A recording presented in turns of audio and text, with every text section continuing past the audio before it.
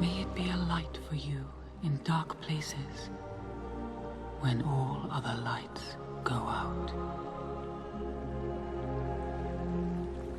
Hey guys, DCHL Devin here, and welcome to another How to Play, How to Buy video.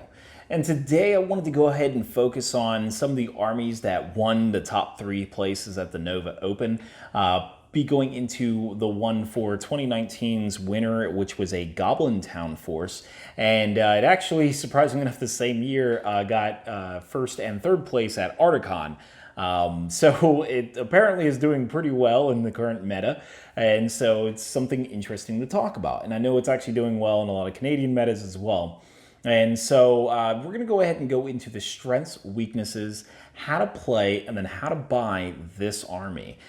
So let's first start off with the strengths, and the number one we got to mention that everyone knows is the high numbers. So this army actually can field a ton of units because the captains are cheap and the units are cheap. Now you might think this actually has to do with their bonus as well, which expands the warbands by 6, but the math actually doesn't support that. In fact, the numbers on the bonus actually only really give you about 8 more men than normal, so it's really actually not that much. Even without the bonus, this army can just pack a ton of models onto the table. At 800 points, this army is routinely putting out almost close to 90, if not more. It just depends on what you actually put in the army, and it is just really, really tough to crack through. The next thing is this is actually a highly mobile army. Now this might sound a little bit weird, given it's a 5 movement speed goblins, but the thing you have to think about is the scribe can summon goblins anywhere on the board edges at any time in the game. And or in every turn of the game, and on top of that. But also you have the mercenaries, which can deploy in terrain and also deploy on board edges as well. Which means anywhere you need to be, you can be there pretty quickly, even despite the fact that the main core of your army is going to take a while to get anywhere. The other thing you have to factor in is the fact that after the Goblin King, the Scribe, and Grinna, and Golem, you really don't have any more options, so you just kind of spam out on captains. Well, the best part about having that as an option to you is you have Heroic March all over the place. So you can speed up if you really need to with a plethora of might. So the next thing we have to mention is that Goblin King I mentioned. He is a highly versatile general. One, he's hard to kill. With his Blubbery Mass rule, he gets a 3-up save against wounding strikes. His only weakness to magic is actually mitigated through resistance to magic, unexpectedly. He does have a weakness to Elven Blade, so you do have to keep that in mind, but you don't really need him in the fights. Most of the time, if you're dealing with armies with Elven Blades, you outnumber them 2 or 3 to 1 anyway, so it's not really too big a deal to just leave him out of the problem. Other than that, he's hard hitting, he's a monster, so he can hurl things around, and crazy enough, he actually is pretty threatening to things like Fell Beasts or anything that doesn't want to be knocked down, with his ability to throw a goblin into that target and automatically knock them down if you hit the target. You don't even need to wound them. So all you need to do is roll a 5 or better, and then boom, that thing is knocked to the ground. So he's actually extremely versatile and can handle quite a lot of situations that you'd want your general to be able to handle. And so the next thing we have to talk about is the large amount of captains kind of prevents the breaking issue. So in this army, you have Courage 2, which we'll get into. However, the fact that you have so many captains means you can keep a lot of captains sort of in reserve, not spending their might. And that means they get a point of will plus 2 points of might in order to do stand fast. Also, the Goblin King is a hero of legend, which allows him to auto-pass his first one. So breaking isn't as much of a concern as you might expect it to be. The next thing we have to talk about is the large cache of might.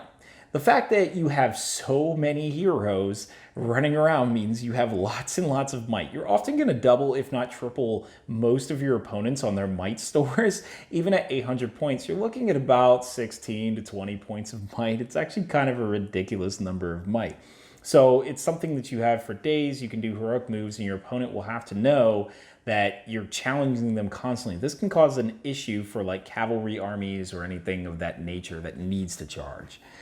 So the next thing we have to look at is Golem for assassinations. The Goblin King and Golem in combination means you will outfight any other hero in the game.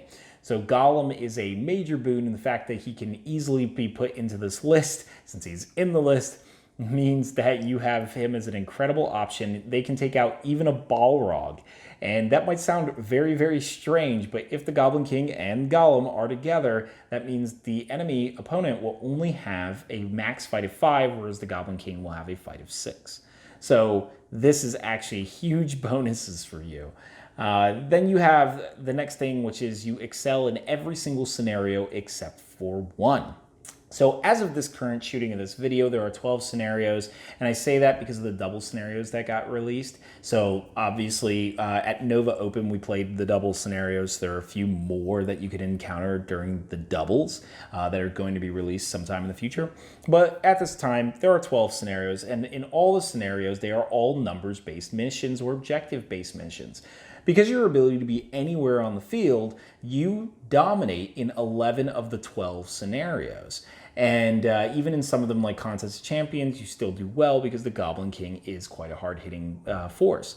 So this gives you an advantage in most every single scenario and giving you one hell of a tournament experience where there's only one round you fear at all.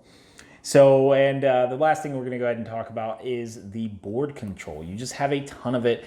This is because the opponent has to start devoting resources to attacking things that are threatening his objectives, and that threatening of objectives and resources is what gives you that board control. It's moving your opponent around the board a little bit.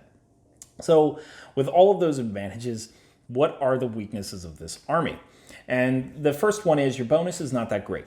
The bonus looks good on paper, but it's actually not fantastic. If you do the math, you're actually reducing your might and reducing your stand fast capability by using your bonus. And then by using it, you really only net about 8 goblins. This varies per point level, but try to write out a few lists, and you're going to see what I'm talking about very quickly. The bonus doesn't really do a lot for you. You can actually ally pretty much with ease, but just remember that allying causes issues where you limit your numbers, and in this army you really want the numbers because of the second weakness we'll get into, which is your low defense. You are defense 3 everywhere, and so your army falls apart fast. It is not unexpected for your opponent to kill 30 men in a single cavalry charge with current combats and stuff. Your goblins will drop like crazy. So just keep that in mind, that numbers are essential. This makes this force not really great for just like adding like as an ally, because they kind of add a weakness to you where they can be slaughtered so quickly. So the next thing we have to go into is your low courage, and this is mostly for charging. Now you have so many numbers that charging is not too much of an issue, because if you fail 1 or 2, you have 7 more to try. So if you kind of move your goblins in the right order, you can very easily charge any terrifying army. But this can cause problems if anyone causes the spell Instill Fear or moves you in such a way that limits the number of things that you can charge with. These things cause issues because now you get blockade yourself, and it's very likely you're going to fail Instill Fear spells and things like that. So it's just something to keep that in mind. So low courage is a problem, but easily mitigated. You're going to find armies like the Men of the Dead, which are everywhere nowadays, can cause problems at first, but like I said, your high amount of numbers means that every goblin that passes, you actually get 2 goblins because of the spear supporting capability of every single one. You actually can manage against that quite well as long as you know how to maneuver things kind of out of the way. So the next thing we need to get into is a lack of big hitting heroes. You generally can only deal with 1 threat at a time. This is with the Goblin King and Gollum tag teaming on a target. After that, Grinna isn't going to get you anywhere, and your Goblin captains are kind of needed in other places. So reasonably, you can only handle multiple big heroes by not surrounding them, not over-devoting goblins to them, so that way they get killed off.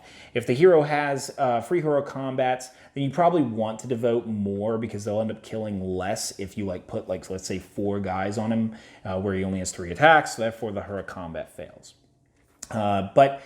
Generally, you want to still get about 4 goblins on each hero, and that's including the spear supports, so therefore the opponent would only kill 2 goblins. With a 4 to 3 odds, generally, let's say the hero's charging maybe 4 to 4, it is possible the hero may roll low, and therefore allowing you to burn through his might as he doesn't want to get dismounted. So, but regardless of that, we're talking about, lack of big hero answers. So no archery is another problem with this force. You are always moving toward your opponent. Your opponent kind of dictates the board in that way, with the exception that you can get to his backfield quite easily. Though if you overcommit to that too quickly and too early, you really are just handing off kills to your opponent. So a lot of times you have to kind of wait until your army has reached a point where the main force is going to get to them. So the last weakness I'll mention is a weakness to highly mobile archery armies. It's actually a big weakness to Rivendell Knights. Rivendell Knights can continuously shift themselves to deal with weak points of your army and kill numbers, where at the same time their archery hits you very hard, wounding you on 4s, hitting on 3s, and also they reroll quite quickly. So just be aware of these type of armies. Rohan, being another plentiful army, will be able to skirmish you, not as effectively, but these type of armies can cause problems. And so, I mean, we'll get into, though, how do we mitigate these weaknesses? How do we capitalize on our strengths? And so that gets into our how to play part of this video. So the first thing is you want to minimize the multiple big heroes, as I said, by not overcommitting to them. I already mentioned this, probably should have saved it for this part of the video, but basically just make sure that you put maybe on a hero without free hero combats and such, put 2 goblins on him and then put 2 spear supports. This will often mean that you're either matching or beating their number of dice in a fight and you're starting to exhaust them.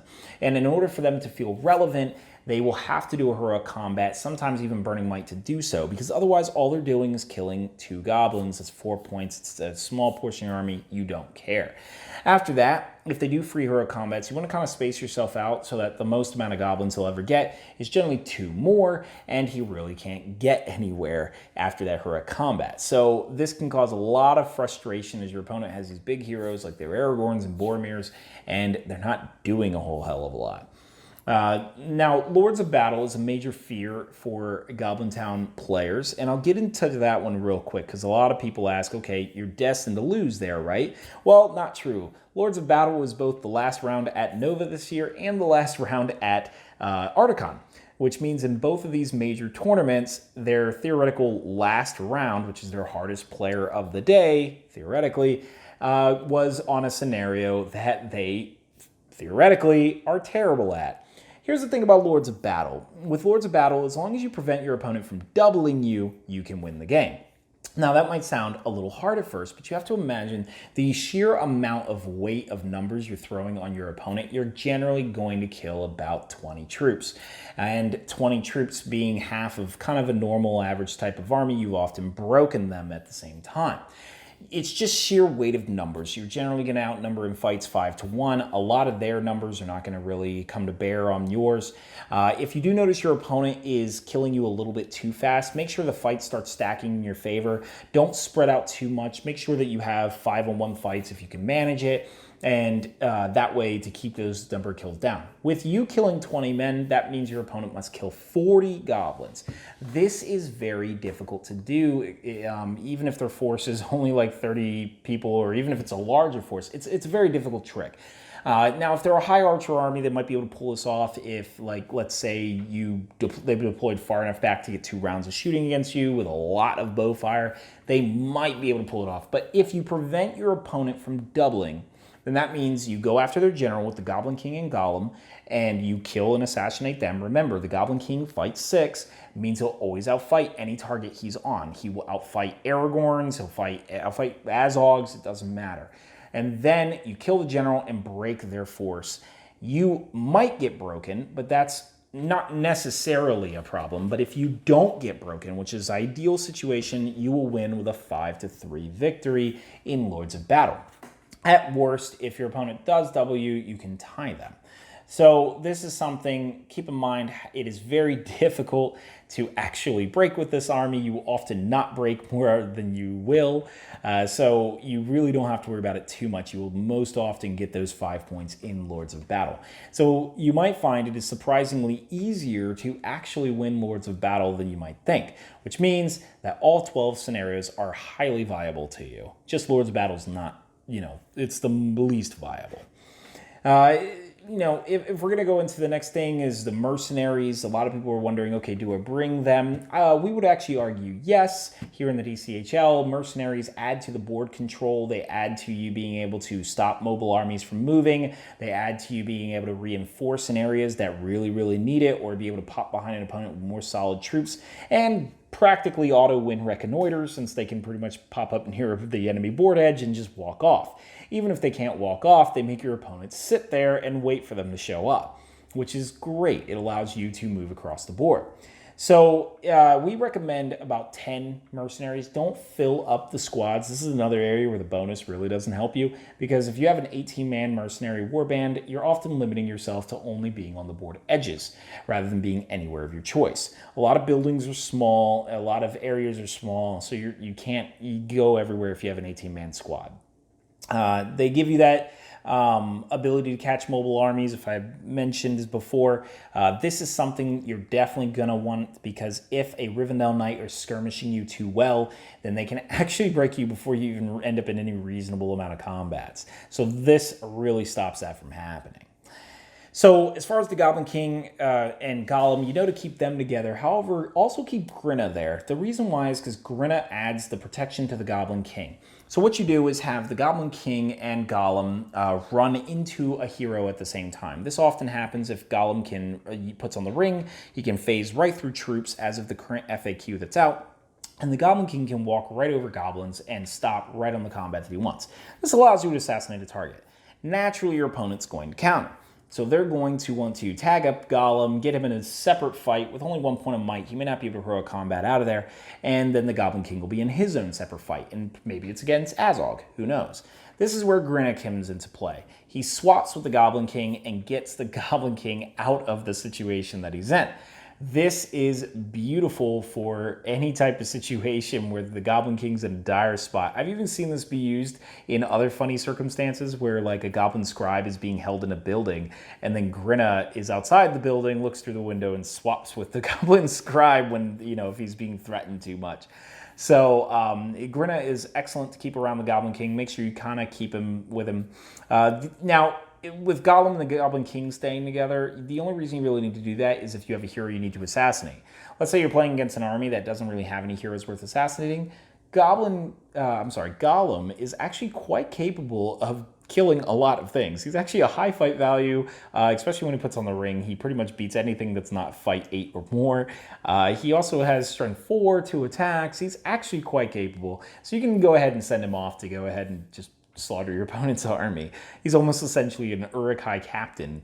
So, as far as outside of that, piercing strikes, I do recommend a piercing strike everywhere. It gives you an effective strength 4. It does make you die faster, but you're going to find that that's more often okay than not, because the amount of kills that you make is almost worth the trade, especially when you're throwing 5 dice to win the fight. And just remember, if anyone's bringing fell beasts around, that the Goblin King is capable of knocking them down pretty much immediately. Now, as far as allies, this is a big section here. A lot of people are starting to bring allies in this new meta, especially with the Alliance Matrix. However, you're going to find that although your bonus is not that great for you, allies just simply penalize you too much. You're going to reduce on numbers heavily. Even if you bring something as basic as a Hunter Orc, every Hunter Orc you bring, which is 8 points, will drop your numbers by half for each one they bring, because they cost 8, goblins cost 4. Heroes will often take out huge chunks of your army, and even sometimes as many as 40 goblins. It's just massive, which increases your likelihood of breaking. So we often don't recommend this. Even armies bringing shades. Shades make you very, very static. Yes, they can be useful, but you're going to find they're not really all that necessary in order to win games. They can kind of act as a zone where it's a second threat. Your Goblin King's off in one area and the Shade's off in another area. And this can create a multiple threat situation. So at most, I probably would recommend a Shade. If you're going to ally, you could reasonably do that, but I wouldn't recommend too much beyond that. The Goblin Town army is one that really functions well as the way it is. And so now the next part is how to buy this army. Now this gets a little tricky. because a 36 Goblin box set will cost you $50. So obviously I'm an American, so I'm going to be speaking in terms of dollars here, and we're going to try to get this for about $100. Let's see what we can do with that. And with 36 models, if you bought 2 Goblin box sets, obviously you can paint a bunch to be captains. That's not a problem, since captains don't look much different than the actual goblins. In fact, reasonably, the only captain is the small little midget one that they have in the box set with the Goblin King. So if you bought 2 packs of goblins plus the Goblin King and his retinue, you'd have $150, and that would give you essentially your horde. Now, so it's really kind of impossible for me to tell you how to get this army for less than 100, but you can get it for about 150 and have a reasonable amount. That many models, you're having well enough for most sizes of your points matches. As far as the mercenaries, you can just paint some different, and most people will allow you to proxy them. You do not need to spend $60 for 12. That's something that I actually don't recommend unless you're starting to really expand with all your armies. If you're really fantastic with green stuff, you might be able to just put some like fur on them or something to make them like more elite, or, you know, there's a lot of ways you can go about this, but most people will allow you to just paint them differently, or, you know, maybe give them some armor in some way. I'm sure you can find a way to save that type of money. But of course, support your GW if you find yourself in a position where you're like, you know what, I'm ready to expand. I do recommend getting the Goblin King and his retinue. I think it's essential. As for the rest of them, I think your best friend is going to be eBay. The thing is, the Escape from Goblin Town box set was the starter set for a long time, which means Goblin Town models are in abundance. They are everywhere. You don't even really need to start with GW. You can probably get a full Goblin Town army for probably about $30. They are all over the place, and most people are getting rid of them, throwing them in boxes and forgetting about them. You'd probably be able to just ask around in your local tournament for anyone who has spare Goblin Town models, and most people will be like, yeah, I have hundreds, here's some free ones. So with the plentiful amount of Goblin Town, I'd actually recommend you start this way and just go around asking people, search eBay, you're going to find them, and then go to GW for your expansion of the army. So that's pretty much it for this video, guys. Let me know if you have any questions about the Goblin Town army and what armies I should do forward. And just make sure to like the video, subscribe if you haven't, and I'll talk to you all very soon.